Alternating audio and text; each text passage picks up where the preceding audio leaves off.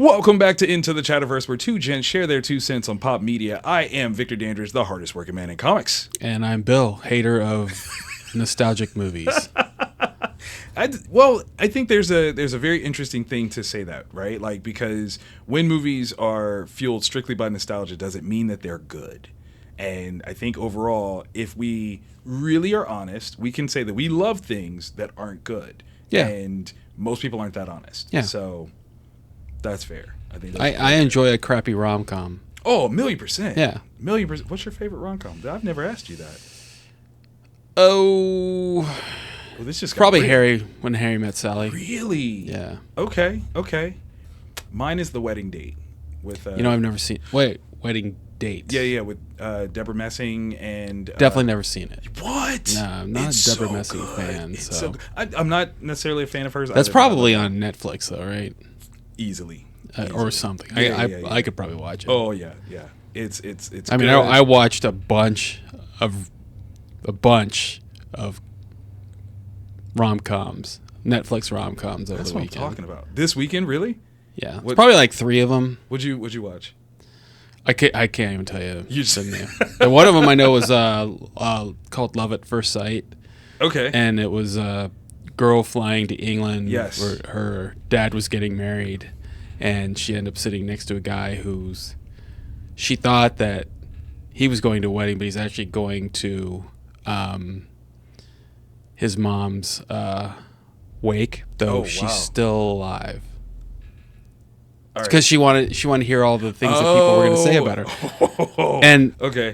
I'll be honest with you, I don't know anybody in this movie, but I love the girl in it. That's awesome. She was great. Okay. And just, and that's what happens with me a lot. It's just like, latch on to the girl. Yeah, And, yeah. the guys, whatever. Sure. I watched one where the 2 love interests, Mm-hmm. the guy, his wife was actually in the movie and played his other love interest Oh, at that's one point. fun. And I thought that was pretty cool. That is amazing. Yeah. That is amazing. But anyway, I will definitely watch that then, because I've seen the trailer for it a couple of times and Yeah. just haven't pulled the trigger. So I will definitely watch that one, because I do love me some rom-coms.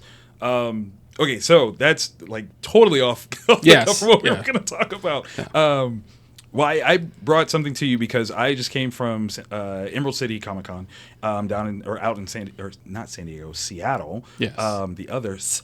And I had a brilliant conversation with my friend Brian McDonald, who is a wonderful storyteller, writer, has an amazing podcast called You Are a Storyteller that he does with Jesse Bryan. And he was talking about this movie because we were just getting into, being a cinephile and, really good movies. And he was talking about this movie called High and Low. It's 1963, Akira Kurosawa film. And he breaks down, like, what the hook of the story is, right? And he's like, there's this Japanese businessman who's super rich, and his son plays with his driver's son. Like, they're like the same age, and they are hanging out at the park, and kid gets kidnapped, and the rich businessman gets this message that we've got your son, or we got to pay this ransom. And he's like, oh my god, what am I gonna do? I'm gonna pay it. Okay, I got to get my kid back. Blah blah blah. And then his kid comes home. And he realizes that it's not his son that got kidnapped, it's the driver's son that got kidnapped. And so the driver, of course, is like, well, you still going to pay it, right? And he's like, no, actually, it's not my kid, not my problem. And as he's explaining it, my mind internally is exploding because I've heard this story before. I've read this story before. It is Mark Millar's Wolverine run that he does with John Romita Jr., where it's the beginning of the Enemy of the State line, where Wolverine is brought in to save this driver's kid in the exact same setup, but it is the kickoff to a bigger story that involves the Hand and trying to destroy all of the superheroes in the MCU and kind of pit them against Wolverine in a very fun way. And it hit me that this would be at least the second time that I was keenly aware of Mark Millar using a movie and using Wolverine as a cipher for the characters in that movie. And so it brought me the question of, now I'm not like the biggest Wolverine fan. Obviously, I came into comics in the 90s, so he was everywhere. right. But it kind of struck me that, is Wolverine that highly adaptable as a character that you can take different movies and kind of put him in there. And is that something, I'm add this one as addendum, is that something the MCU should lean into? Because we've got Logan, right? Yes. And Logan is a loose adaptation of Old Man Logan, right? And Old Man Logan is based off of Unforgiven. Right. Although Logan, the movie, is more based off of the movie Shane in its characterization. I think it's just as a more narrowed focus. Yeah. It's closer to Shane. But, like, you could do Saving Private Ryan with Wolverine. Yeah. Would you watch that? Probably. Okay. Well, if they left out the opening sequence, that'd be nice. It's too brutal? Well, actually, that's not the most brutal part of that movie. It's been a long time since I've seen it. What do you say is the most brutal part? The knife fight. Oh, that is brutal. Yeah. But that, Yeah. I mean, they kind of have to keep that with Wolverine, wouldn't they? Well, but it's they can do that, but I wouldn't want it like As visceral. yes. Yeah. I mean, yeah. you can do that without actually watching the knife go in. Though it's not necessarily the knife going in, Right. It's the reaction of both of them.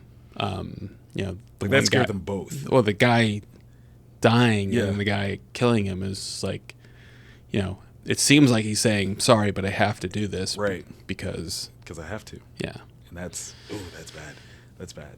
But you made a good point, and I'd like to talk about that. That part of the reason why a character like Wolverine is so adaptable is the longevity of his character's age. Yes. And I think that's a fun sort of trait to play with.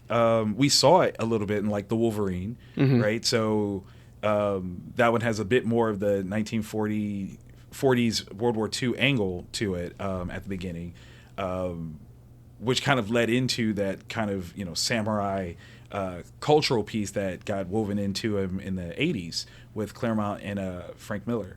And I think that's a fun sort of way to play around with his character. What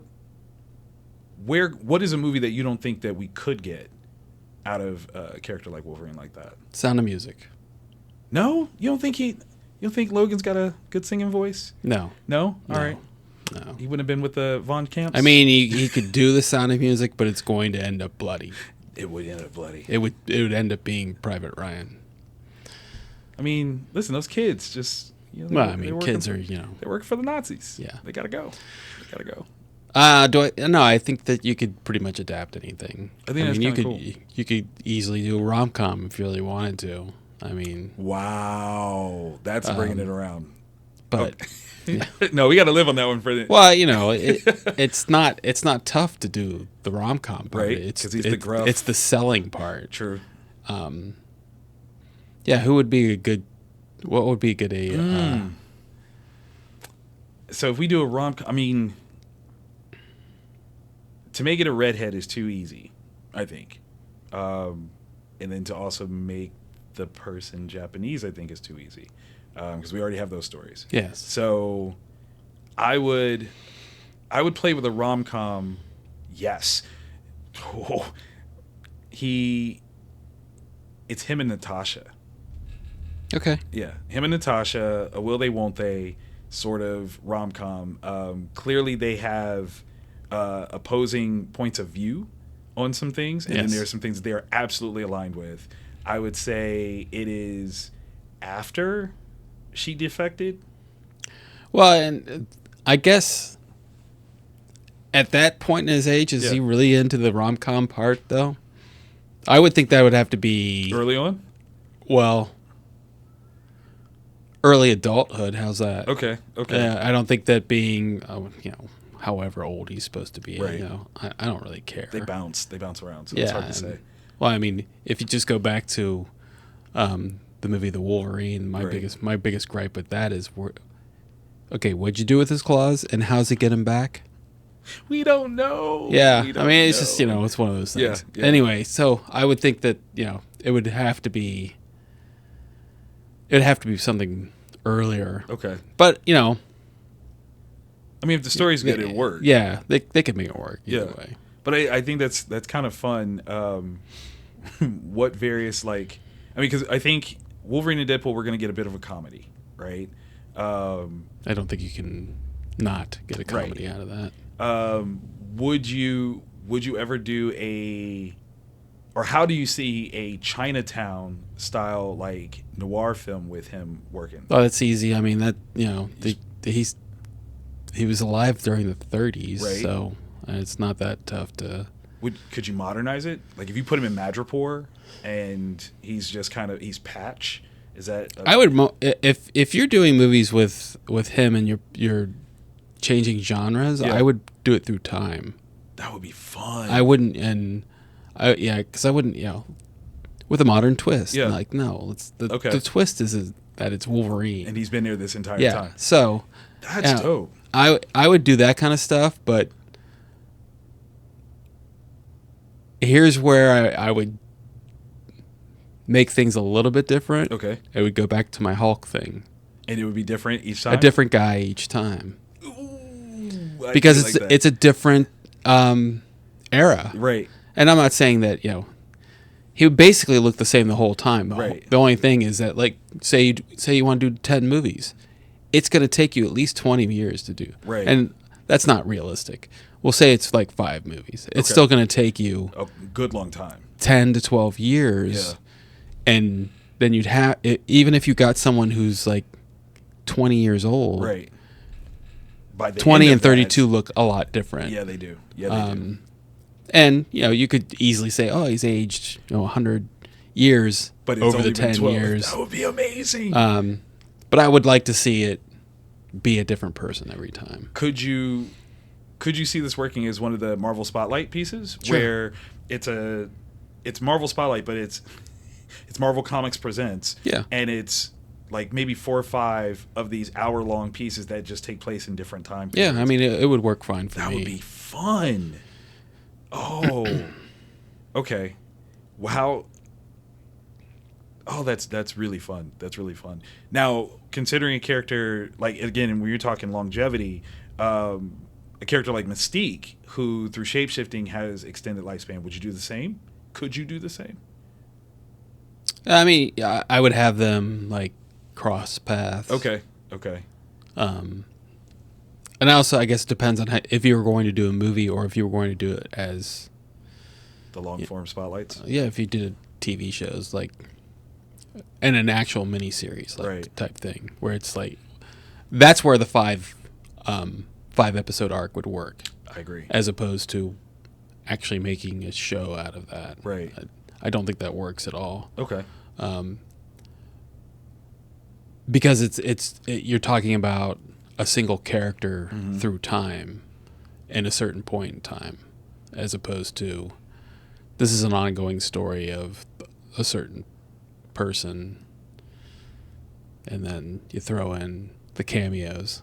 That would be okay. What cameos would you throw in? What all are you doing? Well, I mean, if it just depends on like if you want whatever version of Kang there is at the time. Okay, that's a good one. And do we know how old like the Shi'ar aliens are?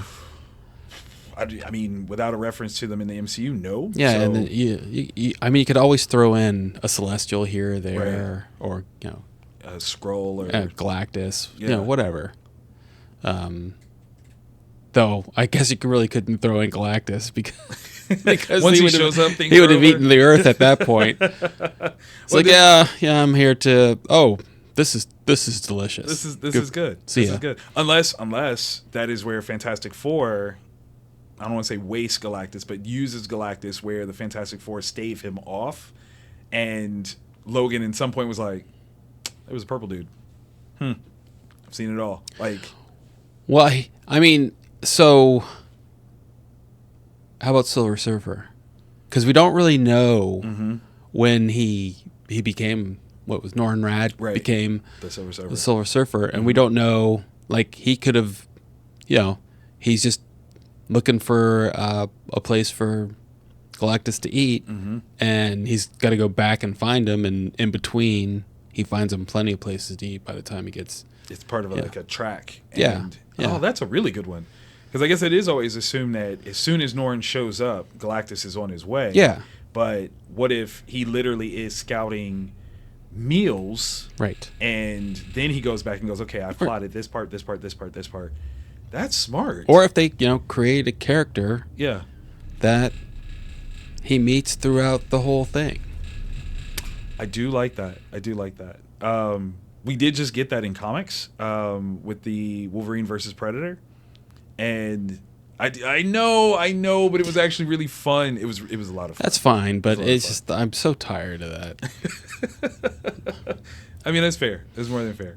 But like, it's who would win between Batman and the Predator? Like Predator. The Predator would win. I mean, come on. Like, come on. What is this?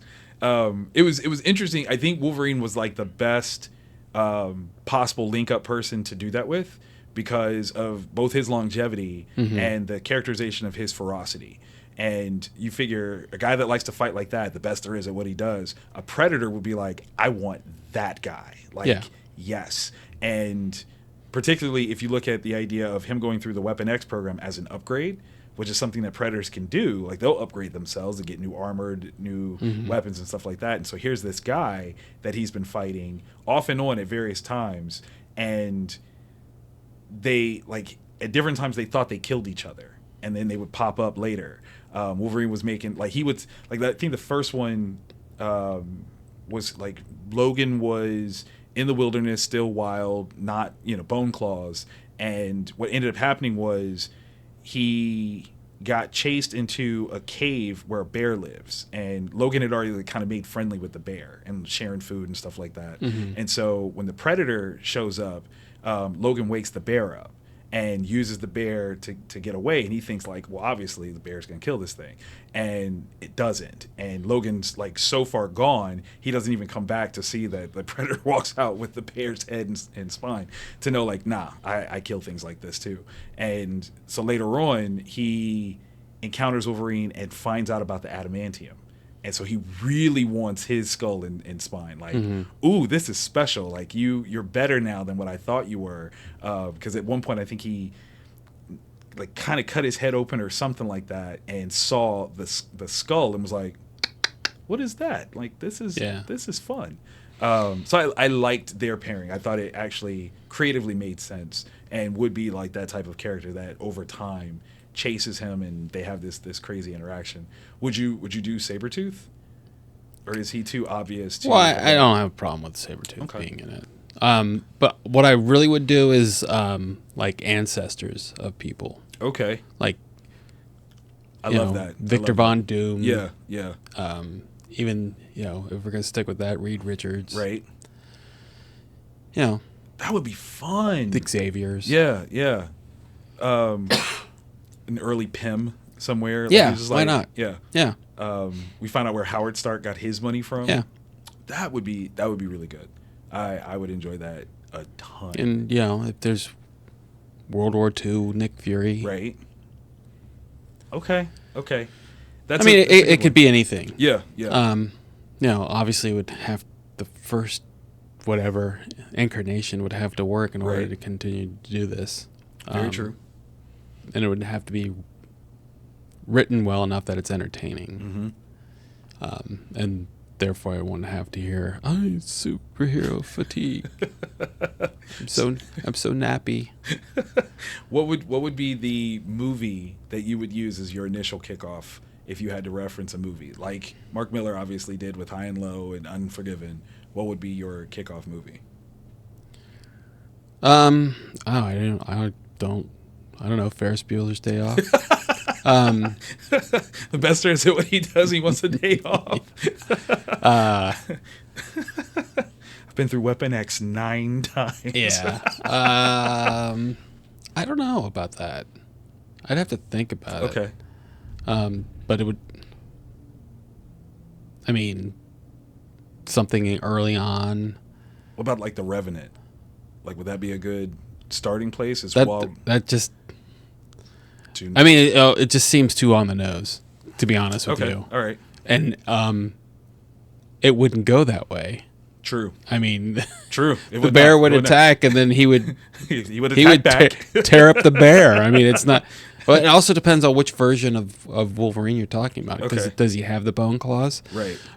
Because it wasn't until Magneto ripped out all the adamantium Right. in his body when Right. all of a sudden, like, what are those? Like there's he always never been had claws there. those before. Like, he had claws, yeah, Right. but they were supposed to be bionic housings inside his arm, but no, it's just nope. He's got claws. No, he's got bone claws. Yeah. Did you know that they weren't even supposed to be that? That they were just supposed to be a part of the gloves initially? Yeah, I knew Like, that that's- part. Yes. I'm like, he's just walking around with Yeah. these danger gloves. It's just, Yeah. Hey guys, how y'all doing? He was like, "Achoo! Oh, I just stabbed myself in the sorry, face. sorry, Oh, sorry. It'll be fine." Yeah, it's fine. It heals. It Yeah. heals. God, that's funny. Okay, so not the Revenant. We'll do Legends of the Fall. So we've got God, that's such a boring movie. What? Not a fan. Legends of the Fall. Yeah, boring movie. Okay, can we go fly fishing, please? I mean, I get a river runs through it is boring, but Legends of the Fall. Tristan, come on. No, And he fights a bear at the end. It's kind no. of no. It's not Once the- again, too on the nose, right there. I just figured the rom-com nature of it, and we get a little World War One. That isn't. All right, so maybe not all the key points of Legends of the Fall, but I think that would be a interesting point to start with. Turn That's of the fine. century. Yeah, I think that would be interesting. So, yes, Wolverine is a great Cipher due to his long lifespan, and I think it would be great for the MCU to lean into that, especially if the idea is that he's always been here. So, Yeah.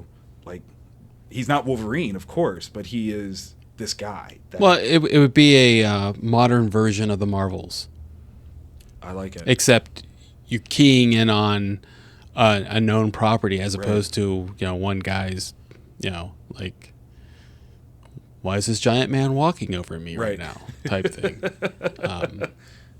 But yeah, I like that. Maybe without the Alex Ross art, though, it was great. It was great. It was great. But it had a place, Yes. and Yeah. yeah, And I think he's a tremendously talented person. of course. No, that's but, not the question. I get that. Okay, so And maybe Marty Scorsese would do it. now that would be would like never bringing it. happen. No, come on, that would Unless- be a great bring it. Not unless Apple gave him $200 million so he could pocketed $150 million of it or whatever. Okay. Whatever he needs to do. Okay, can we make that happen, please? I don't know. Please? I mean, if You you know. want to contact Apple and see if Marvel will. I mean, I don't think Disney. Well, here it depends on whether or not Apple buys Disney, Also because true. that's not like out of the realm of possibilities. That's true. Considering that's true. it was 15, 20 years ago they were discussing a merger. Was it that long ago? I didn't I even think it was that long. I can't really remember. Okay. I'm just throwing that number Yeah, out. got you.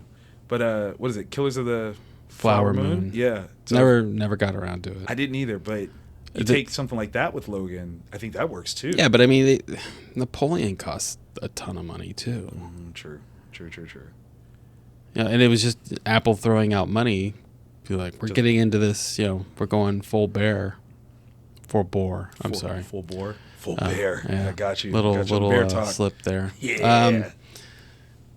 They've got to rein in their budgets. I Of mean, course. yes, they're made of money, but also they're not known for throwing away money unless, of course, it's about a electric car, which they spent a ton of money on. Apple had a car? and then decided not to do it. Yeah, that's unfortunate. I did see something that, I mean, totally off track, but was talking about how Apple should diversify and like they should do something like off kilter, like make shoes. I don't even know what the functionality would be, but it was like, do that. Like build in something that counts your steps better or whatever. Build shoes. The iShoe. The iShoe. That sounds awful. Never mind. Never mind. You're like, yeah, I got the iShoe. You're like, oh, excuse me. Are you sick? You're like, these shoes are. That was awful. All right. On that note, we're just gonna end the episode because that was really bad. That was awful. It was. So thank you guys for tuning into the Chatterverse. Once again, two gents sharing their 2 cents on pop media. I've been Victor Dandridge, the hardest working man in comics. And I'm Bill the Bear. I'm getting you one of those now. You have messed up. That is happening. We will see you Sure. guys later. Peace.